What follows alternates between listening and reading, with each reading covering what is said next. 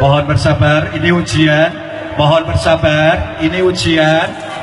Ujian dari Allah. Ujian dari Allah. Ini adalah perjuangan. Mohon ditahan emosi, mohon ditahan emosi. Memang mengecewakan. Ya.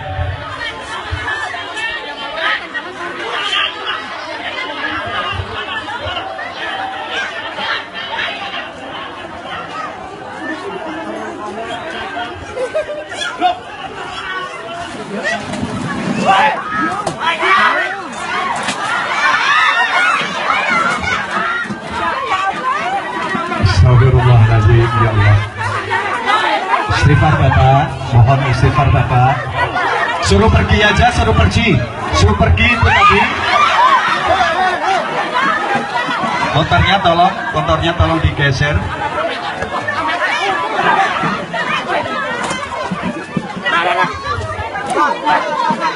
Ini tidak, tentunya walaupun ini tindakan yang tidak bertanggung jawab, ya. Kecewaan, setiap manusia punya kecewa, apalagi masalah cinta.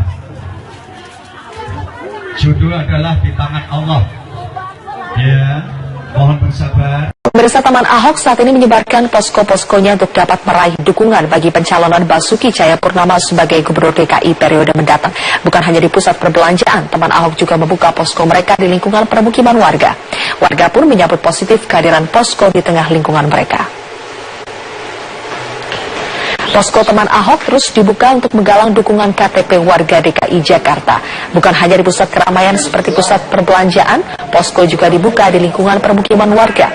Koordinator posko di Jalan Peta Selatan, Kalideres, Jakarta Barat mengatakan ada 3 posko yang tersebar di 3 kelurahan di Kalideres. Posko di Jalan Peta sendiri sudah mengumpulkan KTP Taman Ahok sejak Juni 2015 lalu dan berhasil mengumpulkan 6.000 KTP. Saat ini Taman Ahok mengklaim sudah berhasil mengumpulkan KTP warga sesuai dengan syarat yang ditetapkan untuk mengusung calon independen. Namun target 1 juta KTP masih terus digalang.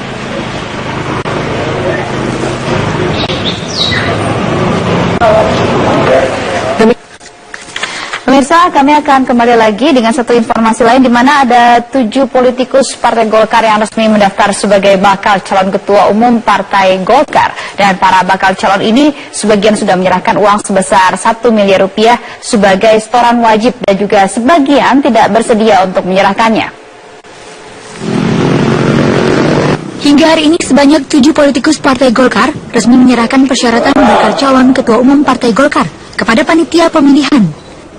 5 di antara kandidat ini sudah menyerahkan uang iuran gotong royong wajib sebesar 1 miliar rupiah kepada panitia pemilihan. 2 orang lainnya termasuk Syahrul Yassin Limpo tidak menyerahkannya karena sejak awal menolak memberi mahar politik. Iuran 1 miliar rupiah ini kontroversial karena tidak semua kandidat ketua umum memiliki harga kekayaan yang berlimpah. Berdasarkan data tahun 2015, Ade Komarudin misalnya hanya memiliki harta kekayaan 1,3 miliar rupiah. Untuk itu Ketua DPR RI yang biasa dipanggil Akom ini berjanji akan memenuhi iuran 1 miliar rupiah dengan cara meminta bantuan kader Golkar yang mendukungnya. Ini adalah yang penerimaan pendaftaran sampai jam 24. Kami tidak mau ingkar dari keputusan partai, tetapi kami juga tidak mau melakukan sesuatu yang bertentangan dengan undang-undang di mana pihak berwenang soal ini yaitu KPK dan instansi lainnya bisa saja menetapkan lain, dan itu tentu disampaikan kepada DPP Partai Golkar, kepada panitia pengarah, dan kami pilihan partai kepada panitia pengarah. Bagi calon lain, uang 1 miliar rupiah mungkin tidak masalah, karena mereka memiliki harta kekayaan puluhan miliar. Setia Novanto memiliki harta kekayaan 73,3 miliar rupiah. Mahyudin NS memiliki harta 19,3 miliar rupiah. Aziz Samsudin memiliki harta 28,8 miliar rupiah. Dan Syahrul Yassin Limpo memiliki harta 8,8 miliar rupiah.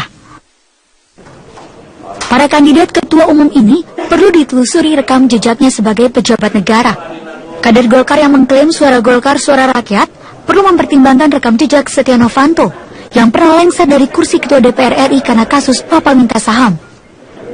Termasuk juga mereka yang sudah beberapa kali diperiksa KPK tersangkut kasus korupsi, sekalipun berstatus sebagai saksi seperti Mahyudin. Termasuk juga yang tersangkut Panama Papers, seperti Erlangga Hartanto. Tim Liputan, Metro TV. Pemirsa, mantan staf khusus anggota DPR RI, Jailani kembali membeberkan proses pemberian suap kepada sejumlah anggota Komisi 5 DPR RI dalam persidangan kasus korupsi proyek infrastruktur. Dalam persidangan di Pengadilan Tipikor hari ini, Jailani yang berperan sebagai perantara suap dari terdakwa Direktur PT Windu Tunggal Utama, Abdul Khoir, menjelaskan proses pemberian uang kepada sejumlah anggota Komisi 5 DPR RI. Jailani mengakui Abdul Khoir menyerahkan uang senilai total 12,2 miliar melalui stafnya bernama Erwantoro. Uang tersebut diserahkan secara bertahap kepada Jailani untuk selanjutnya diserahkan kepada Andi Taufantiro dan Musa Zainuddin. Uang untuk Musa Zainuddin disebut senilai 7,9 miliar diserahkan melalui staf Musa yang bernama Mutakin. Uang tersebut diserahkan pada November 2015 pukul 21 waktu Indonesia Barat di kawasan Duren 3, Jakarta. Dan ada duit ini mau diserahkan kepada Musa Zainuddin. Terus kenapa lantas saksi menyerahkan bukan kepada langsung kepada yang bersangkutan? Padahal ini kan apa mungkin ada kesalahan yang dijawab ada perintah atau apa di Musa Zainuddin. Itu atas permintaan langsung dari Pak Musa Zainuddin, karena siang hari sekitar jam 1 sampai jam 2 saya datang ke rumah beliau, lalu bertemu, lalu dia mengatakan bahwa nanti malam aja diserahkan ke orang saya, ini catatan nomornya. Ya, waktu itu saya cuma menulis orang yang usaha, nomor HP itu saya nggak namanya nggak saya tahu, nggak saya tanya. Malamnya baru saya ketemu sekitar jam 9 penyerahan itu. Menjelang pelaksanaan Munaslup Partai Golkar pada 23 Mei mendatang, para bakal calon telah bermanuver dengan mendatangi para tokoh senior. Kedatangan mereka tidak lain untuk meminta doa restu untuk maju sebagai calon ketua umum partai. Mendekati pelaksanaan Munaslup Partai Golkar, para bakal calon ketua umum Partai Golkar beramai-ramai menggelar safari politik dengan mendatangi berbagai pihak. Setidaknya bakal calon ketum seperti Erlangga Hartarto, Ade Komarudin, Setia Novanto, dan Aziz Samsudin telah menggelar safari politiknya untuk menjaring dukungan dan restu dari sesepuh partai, tokoh senior, dan juga pemerintah. Seperti halnya Ketua DPR sekaligus politisi Golkar, Ade Komarudin, telah mendatangi Wapres Yusuf Kala yang tidak lain tokoh senior Partai Golkar. Kedatangannya tidak lain untuk meminta doa restu. Menurut pengamat politik Ikran Nusabakti, adalah sesuatu hal yang wajar jika politisi meminta doa restu kepada tokoh-tokoh politik senior. Namun akan menjadi janggal jika mereka yang hendak maju sebagai ketua umum partai politik beramai-ramai meminta restu dari presiden. Tapi kalau kemudian dia meminta restu kepada presiden, buat saya presiden tidak akan mungkin mengeluarkan restu-restuan begitu. Kenapa demikian? Karena kan Anda tahu sikap presiden itu adalah bahwa dia akan menerima siapapun yang akan terpilih menjadi ketua umum Partai Golkar. Pertarungan para bakal calon ketua umum di dalam Munaslup Golkar dipengaruhi banyak faktor. Selain faktor finansial, kepiawaian para calon ketua umum dalam mengolah komunikasi dan juga perilaku dapat mempengaruhi hasil Munas nanti. Dari Jakarta, Tim Liputan Metro TV. Komite Pemilihan Munaslup Golkar membuka pendaftaran bakal calon ketua umum Partai Golkar hari ini hingga esok hari. Dalam pendaftaran, setiap bakal caketum diwajibkan membayar iuran wajib Munaslup paling tidak 1 miliar rupiah. Ketua Panitia Pemilihan Munaslup Rambe Kamaruzaman mengatakan persyaratan iuran 1 miliar sudah menjadi kesepakatan bersama semua bakal calon ketua umum. Para bakal caketum yang mendaftar harus melengkapi kelengkapan administratif, salah satunya dengan bukti pembayaran iuran wajib. Iuran ini wajib bagi setiap pendaftar meskipun nanti diputuskan tidak lolos verifikasi. Aziz Syamsuddin menjadi orang pertama yang mendaftarkan diri secara resmi sebagai bakal caketum. Diagendakan tanggal 7 Mei mendatang, panitia akan mengumumkan para bakal caketum yang lolos verifikasi. Jadi tahapan pendaftaran dulu sampai besok jam 12.00 kita menerima pendaftaran. Tanggal 5 Mei akan kita verifikasi. Sekaligus ada hal yang kurang, tanggal 5 Mei itulah untuk dilengkapi oleh para calon. Mirsa, inilah headline news pukul 22 waktu Indonesia Barat. Satu runway Bandara Ngurah Rai Bali sempat ditutup, kini perbaikan sudah dilakukan sehingga pesawat sudah bisa mendarat di bandara tersebut. Kita langsung tanyakan bagaimana informasi selengkapnya bersama rekan Syadam Arahman langsung dari Bandara Ngurah Rai Bali. Syadam, sudah berapa pesawat yang berhasil mendarat di Bandara Ngurah Rai setelah landasan yang sempat bermasalah tersebut diperbaiki? Ya, Yasmin, sejak dibuka pada pukul 20.45 waktu Indonesia setempat, hingga saat ini Bandara Internasional Ngurah Rai sudah kembali normal. Untuk keberangkatan pertama, internasional pesawat Qatar Airways dengan tujuan Singapura, sementara keberangkatan di domestik maskapai Garuda dengan tujuan Makassar. Hingga saat ini sudah 8 keberangkatan dari Ngurah Rai, dan 4 pesawat landing dari terminal internasional dan 4 pesawat take off.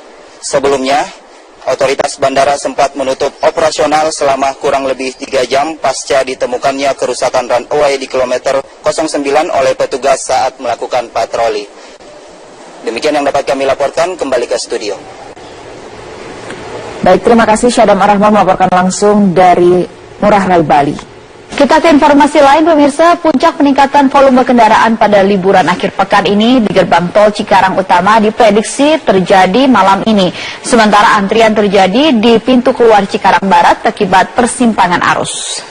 Dan meski puncak volume kendaraan diprediksi akan terjadi malam ini, hingga kini belum terlihat adanya antrian di gerbang tol Cikarang Utama. Namun sempat terjadi antrian di pintu keluar gerbang tol Cikarang Barat karena adanya persimpangan arus. Dan bagi kendaraan yang hendak menuju ke Lipo Cikarang dan juga menuju ke Jababeka. Untuk itu jika antrian masih terjadi, pengendara diminta untuk keluar di gerbang tol Cibatu. Dan sementara meski terjadi peningkatan kendaraan, namun kondisi lalu lintas di gerbang tol Cikarang masih lancar hingga saat ini. Antisipasi pun dilakukan guna mengantisipasi adanya antrian.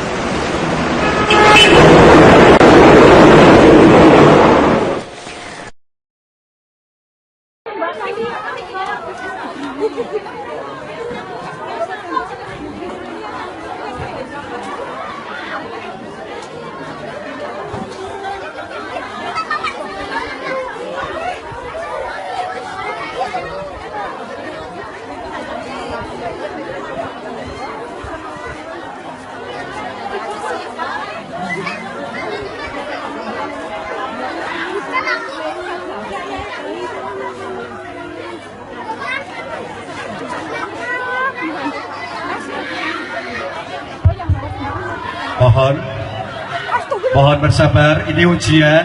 Mohon bersabar, ini ujian. Ujian dari Allah. Ujian dari Allah. Ini adalah perjuangan. Mohon ditahan emosi, mohon ditahan emosi. Memang mengecewakan. Ya.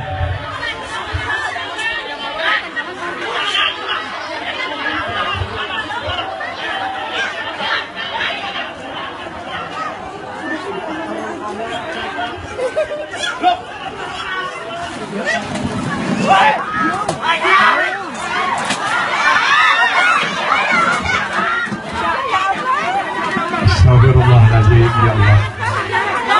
Istighfar Bapak, mohon istighfar Bapak. Suruh pergi aja, suruh pergi itu tadi.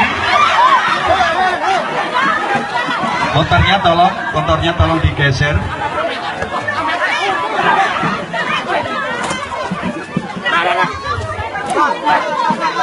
Ini tidak tentunya walaupun Ini tindakan yang tidak bertanggung jawab. Ya, kecewaan setiap manusia punya kecewa, apalagi masalah cinta. Jodoh adalah di tangan Allah. Ya, mohon bersabar. Pemirsa, Taman Ahok saat ini menyebarkan posko-poskonya untuk dapat meraih dukungan karya mendukungnya. Dan ini adalah yang penerimaan pendaftaran sampai jam 24. Kami tidak mau ingkar dari keputusan partai, tetapi kami juga tidak mau melakukan sesuatu yang bertentangan dengan undang-undang di mana pihak berwenang soal ini, yaitu KPK dan instansi lainnya, bisa saja menetapkan lain, dan itu tentu disampaikan kepada DPP Partai Golkar, kepada panitia pengarah, dan kami pimpinan partai kepada panitia pengarah. Bagi calon lain, uang 1 miliar rupiah mungkin tidak masalah, karena mereka memiliki harta kekayaan puluhan miliar. Setia Novanto memiliki harta kekayaan 73,3 miliar rupiah. Mahyudin NS memiliki harta 19,3 miliar rupiah. Aziz Samsudin memiliki harta 28,8 miliar rupiah. Dan Sahrul Yassin Limpo memiliki harta 8,8 miliar rupiah. Para kandidat ketua umum ini perlu ditelusuri rekam jejaknya sebagai pejabat negara. Kader Golkar yang mengklaim suara Golkar suara rakyat perlu mempertimbangkan rekam jejak Setia Novanto yang pernah lengser dari kursi ketua DPR RI karena kasus papal minta saham.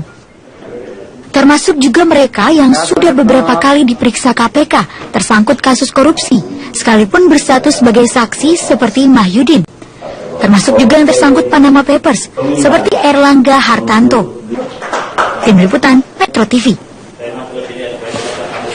Bersama mantan staf khusus anggota DPR RI, Jailani kembali membeberkan proses pemberian suap kepada sejumlah anggota Komisi 5 DPR RI dalam persidangan kasus korupsi proyek infrastruktur. Dalam persidangan di Pengadilan Tipikor hari ini, Jailani yang berperan sebagai perantara suap dari terdakwa Direktur PT Windu Tunggal Utama, Abdul Khoir, menjelaskan proses pemberian uang kepada sejumlah anggota Komisi 5 DPR RI. Jailani mengakui Abdul Khoir menyerahkan uang senilai total 12,2 tangannya, tidak lain untuk meminta doa restu.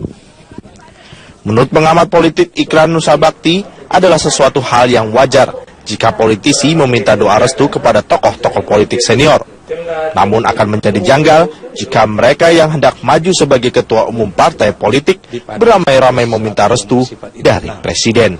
Tapi kalau kemudian dia meminta restu kepada presiden, buat saya presiden tidak akan mungkin mengeluarkan restu-restuan begitu. Kenapa demikian? Karena kan Anda tahu sikap presiden itu adalah bahwa dia akan menerima siapapun yang akan terpilih menjadi ketua umum Partai Golkar. Pertarungan para bakal calon ketua umum di dalam Munaslup Golkar dipengaruhi banyak faktor. Selain faktor finansial, kepiawaian para calon ketua umum dalam mengolah komunikasi dan juga perilaku dapat mempengaruhi hasil Munas nanti. Dari Jakarta, Tim Liputan Metro TV. Komite Pemilihan Munaslup Golkar membuka pendaftaran bakal calon ketua umum Partai Golkar hari ini hingga esok hari. Dalam pendaftaran, setiap bakal caketum diwajibkan membayar iuran wajib Munaslup paling tidak 1 miliar rupiah. Ketua Panitia Pemilihan Munaslup Rambe Kamaruzaman mengatakan persyaratan iuran 1 miliar sudah menjadi kesepakatan bersama semua bakal calon ketua umum.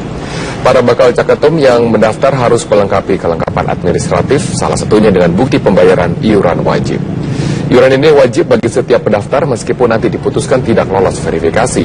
Aziz Syamsuddin menjadi orang pertama yang mendaftarkan diri secara resmi sebagai bakal caketum. Diagendakan tanggal 7 Mei mendatang, panitia akan mengumumkan para bakal caketum yang lolos verifikasi. Jadi tahapan pendaftaran dulu sampai besok jam 12.00 kita menerima pendaftaran. Tanggal 5 Mei akan kita verifikasi. Sekaligus ada hal yang kurang, tanggal 5 Mei itulah untuk dilengkapi oleh para calon. Mirsa, inilah headline news pukul 22 waktu Indonesia Barat. Satu runway Bandara Ngurah Rai Bali sempat ditutup, kini bagi pencalonan Basuki Cahayapurnama sebagai Gubernur DKI periode mendatang. Bukan hanya di pusat perbelanjaan, teman Ahok juga membuka posko mereka di lingkungan permukiman warga. Warga pun menyambut positif kehadiran posko di tengah lingkungan mereka. Posko teman Ahok terus dibuka untuk menggalang dukungan KTP warga DKI Jakarta. Bukan hanya di pusat keramaian seperti pusat perbelanjaan, posko juga dibuka di lingkungan permukiman warga. Koordinator posko di Jalan Peta Selatan, Kalideres, Jakarta Barat mengatakan ada 3 posko yang tersebar di 3 kelurahan di Kalideres. Posko di Jalan Peta sendiri sudah mengumpulkan KTP teman Ahok sejak Juni 2015 lalu dan berhasil mengumpulkan 6.000 KTP. Saat ini teman Ahok mengklaim sudah berhasil mengumpulkan KTP warga sesuai dengan syarat yang ditetapkan untuk mengusung calon independen. Namun target 1 juta KTP masih terus digalang.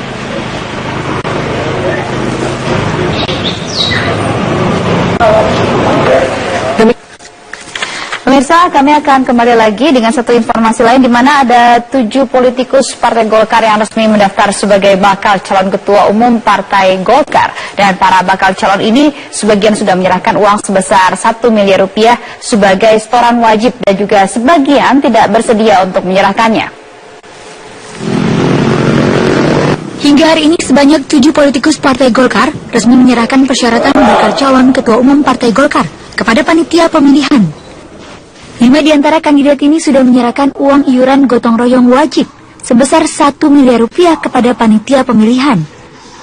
2 orang lainnya termasuk Syahrul Yassin Limpo tidak menyerahkannya karena sejak awal menolak memberi mahar politik. Iuran 1 miliar rupiah ini kontroversial karena tidak semua kandidat ketua umum memiliki harga kekayaan yang berlimpah. Berdasarkan data tahun 2015, Ade Komarudin misalnya hanya memiliki harta kekayaan 1,3 miliar rupiah. Untuk itu Ketua DPR RI yang biasa dipanggil Akom ini berjanji akan memenuhi iuran 1 miliar rupiah dengan cara meminta bantuan kader Golkar Miliar melalui stafnya bernama Erwantoro.